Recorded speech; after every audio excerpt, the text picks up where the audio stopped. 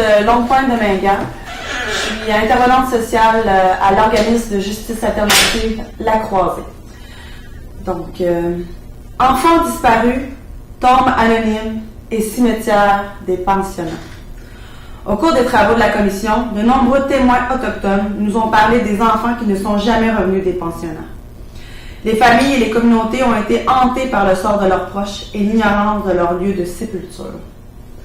Tout au long de l'histoire des pensionnats au Canada, aucun effort n'a été fait pour enregistrer dans l'ensemble du système le nombre d'enfants qui sont morts chaque année, alors qu'ils fréquentaient des pensionnats.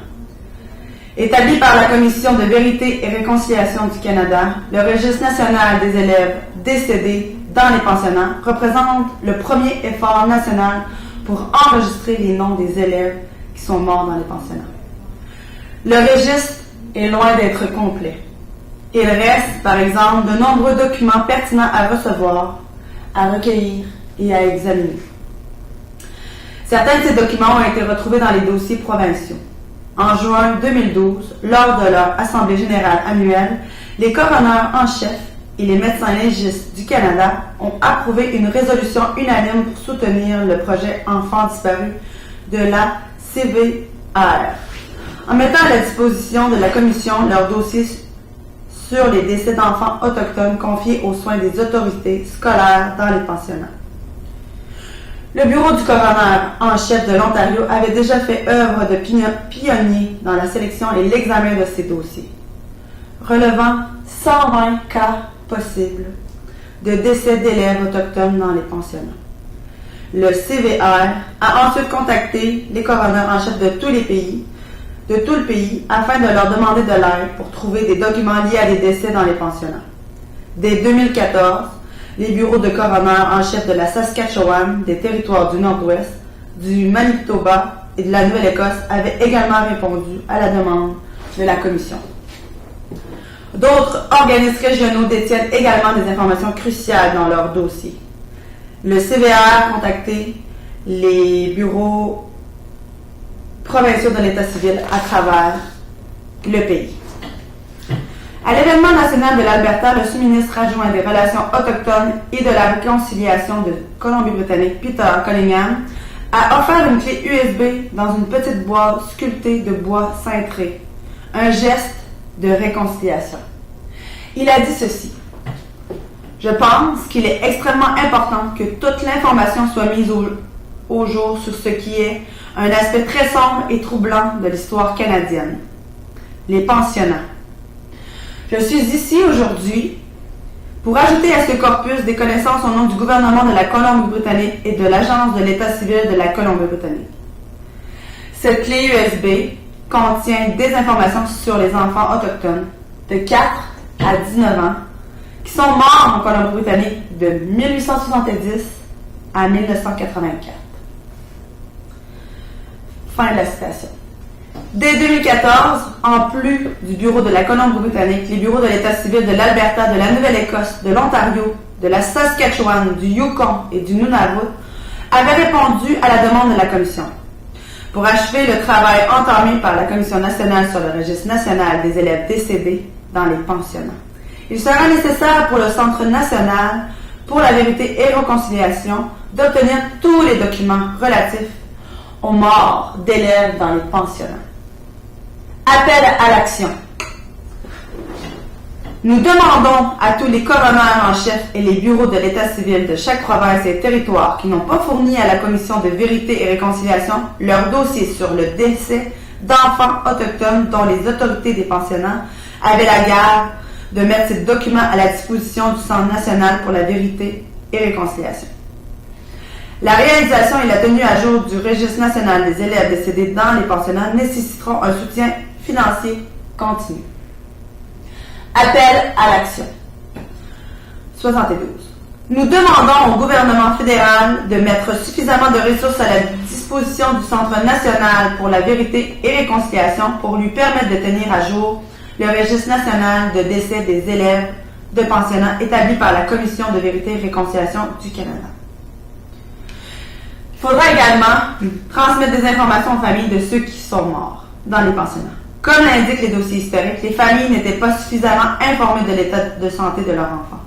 Il faut que le gouvernement fédéral trouve des moyens appropriés d'informer les familles du sort de leurs enfants et de faire en sorte que la mémoire de ces enfants soit honorée d'une façon acceptable pour les familles. Appel à l'action 73. Nous demandons au gouvernement fédéral de travailler de concert avec l'Église, les collectivités autochtones et les anciens élèves des pensionnats afin d'établir et de tenir à jour un registre en ligne des cimetières de ces pensionnats et, dans la mesure du possible, de tracer des cartes montrant l'emplacement où reposent les enfants décédés. 74. Nous demandons au gouvernement fédéral de travailler avec l'Église et les dirigeants communautaires autochtones pour informer les familles des enfants qui sont décédés dans les pensionnats du lieu de sépulture de ces enfants.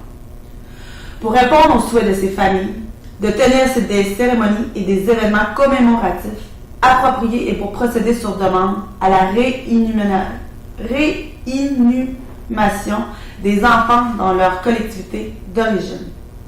En tant que commissaire, nous avons été honorés d'être présents lors de cérémonies de commémoration organisées par les communautés pour rendre hommage aux enfants qui sont morts dans les pensionnats.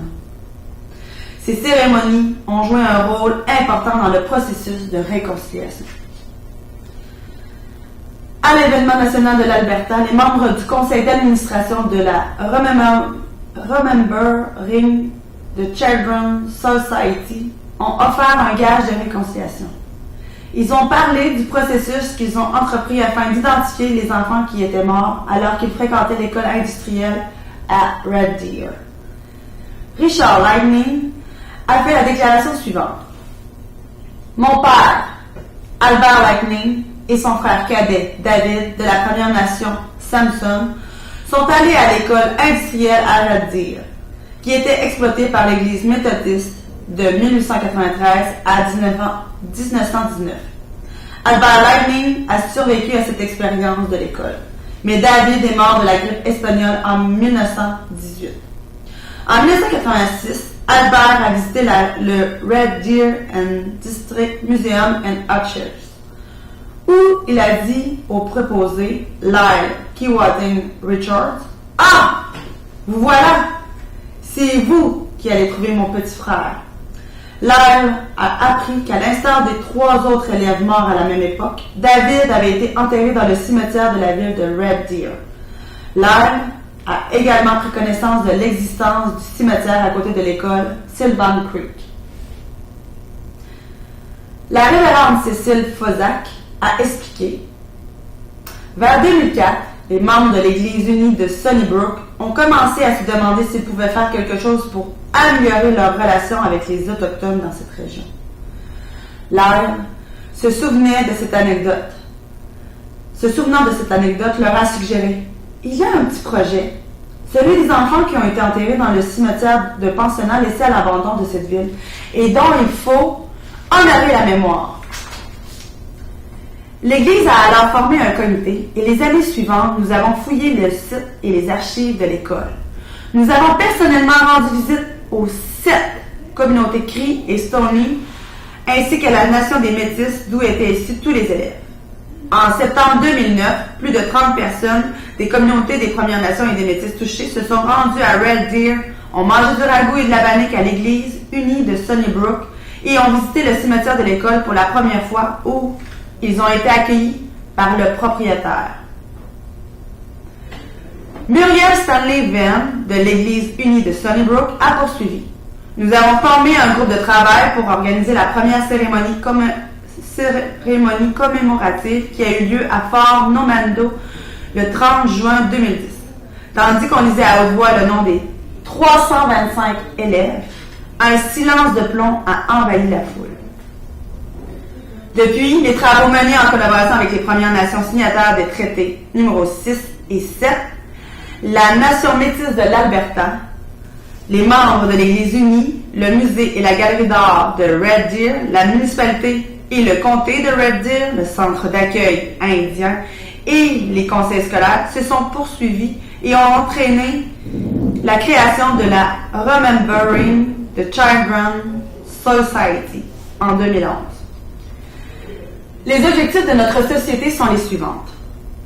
Offrir un soutien permanent pour établir les cimetières des pensionnats autochtones en Alberta et leur histoire. Informer la population de l'existence de ces cimetières et de leur histoire.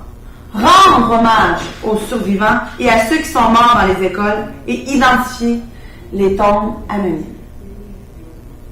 Une cérémonie commémorative a eu lieu les 3 années suivantes.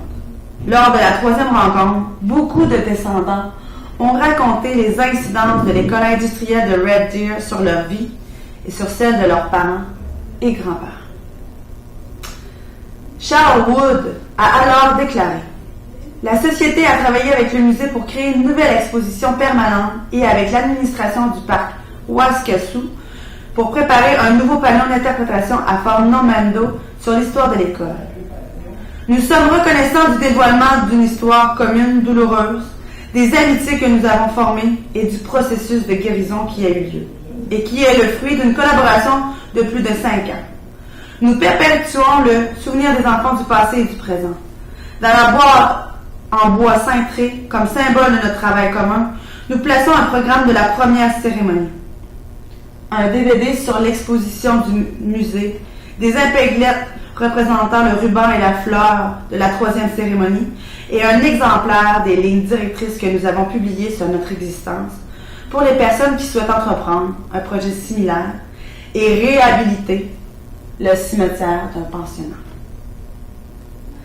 Les cimetières et les lieux de sépulture des pensionnats que la Commission a documentés sont pour la plupart abandonnés, désaffectés et susceptibles au dérangement. Bien que des mesures de commémoration communautaire aient été prises à certains endroits, il est généralement nécessaire de mettre en place une stratégie nationale pour documenter, entretenir, commémorer et protéger les cimetières des pensionnats. C'est un travail complexe et délicat. Bien que d'anciennes écoles peuvent être liées à certaines communautés autochtones, les cimetières peuvent contenir des corps d'enfants issus de nombreuses communautés. Ils peuvent aussi contenir le corps des enseignants ou de leurs enfants qui sont décédés tandis qu'ils travaillaient dans l'établissement.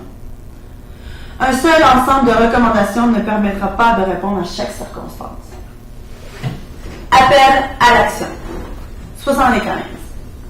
Nous demandons au gouvernement fédéral de collaborer avec les gouvernements provinciaux et territoriaux, de même qu'avec les administrations municipales, l'Église, les collectivités autochtones, les anciens élèves des pensionnats et les propriétaires fonciers actuels pour élaborer et mettre en œuvre des stratégies et des procédures qui permettront de repérer, de documenter, d'entretenir, de commémorer et de protéger les cimetières des pensionnats ou d'autres sites où des enfants qui fréquentaient ces pensionnats ont été inhumés.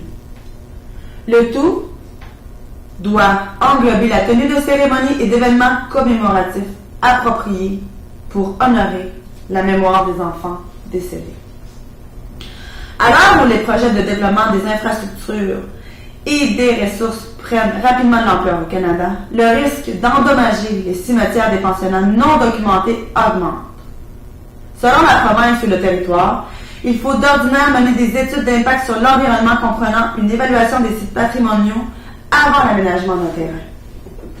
Cette étude comprend généralement un examen des documents existants, une évaluation de la présence éventuelle de sites patrimoniaux dans la zone d'aménagement et souvent une fouille du terrain. Ces travaux sont souvent accomplis par étapes avec un examen préliminaire, des archives et des bases de données centralisées afin d'éclairer les enquêtes subséquentes. Il se peut que les planificateurs, les gestionnaires de ressources et les évaluateurs des incidences qui ne font pas partie de la région ne disposent pas des connaissances locales sur les cimetières de pensionnats.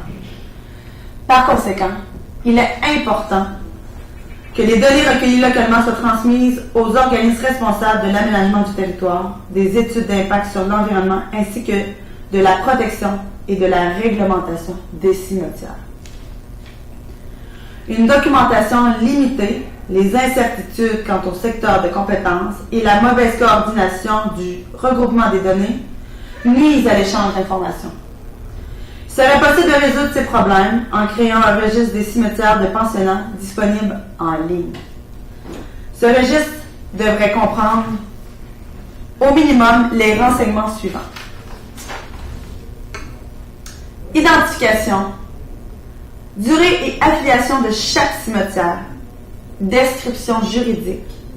Propriétaire foncier. Et état actuel et coordonnées de l'emplacement géographique. Le travail complexe et délicat de documentation, d'entretien, de commémoration et de protection des cimetières de pensionnats doit être entrepris conformément à un ensemble de principes directeurs fondés sur les priorités et les connaissances de la communauté. Il faut mener les enquêtes matérielles sur les cimetières en collaboration étroite avec les communautés concernées en établissant des objectifs axés sur la communauté ainsi que des méthodes adaptées et en prêtant attention aux sensibilités spirituelles et affectives. Il faut réunir le document écrit, généralement épars, avec les connaissances locales. Souvent, ces renseignements sont oraux et détenus par les survivants. Leur famille, le personnel ou les résidents locaux, ils peuvent servir à vérifier, à corriger et à étoffer les archives. Ce travail peut comprendre des initiatives locales pour documenter matériellement la superficie et l'emplacement d'un cimetière et pour identifier chaque tombe dans la zone du cimetière et autour de celle-ci. Lorsque l'on entreprend une inspection et une documentation matérielle des cimetières, la stratégie la plus efficiente est de collecter et de regrouper les données documentaires et les connaissances locales avant de travailler sur le terrain. Cela permet de rendre les fouilles plus efficientes et de sélectionner les méthodes les plus efficaces sur le terrain. Cela permet aussi aux chercheurs de savoir quelles sont, selon la communauté, les approches les plus appropriées pour l'enquête sur le terrain, comme les protocoles privilégiés relativement aux prières et aux célébrations qui doivent avoir lieu avant une visite sur le terrain. Appel à l'action 76. Nous demandons aux parties concernées par le travail de documentation, d'entretien, de commémoration et de protection des cimetières des pensionnats d'adopter des stratégies en conformité avec les principes suivants. 1. La collectivité autochtone la plus touchée doit diriger l'élaboration de ces stratégies. 2. De l'information doit être demandée aux survivants des pensionnats et aux autres détenteurs de connaissances dans le cadre de l'élaboration de ces stratégies. 3. Les protocoles autochtones doivent être respectés avant que toute inspection technique ou enquête potentiellement envahissante puisse être effectuée sur les lieux d'un cimetière.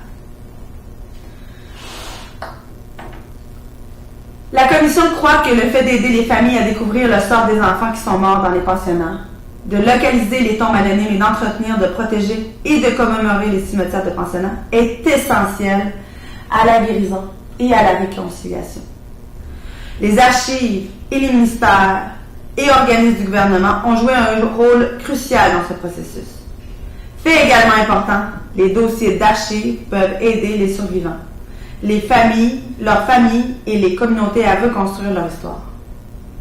Pourtant, il peut être difficile d'accéder à ces ressources documentaires.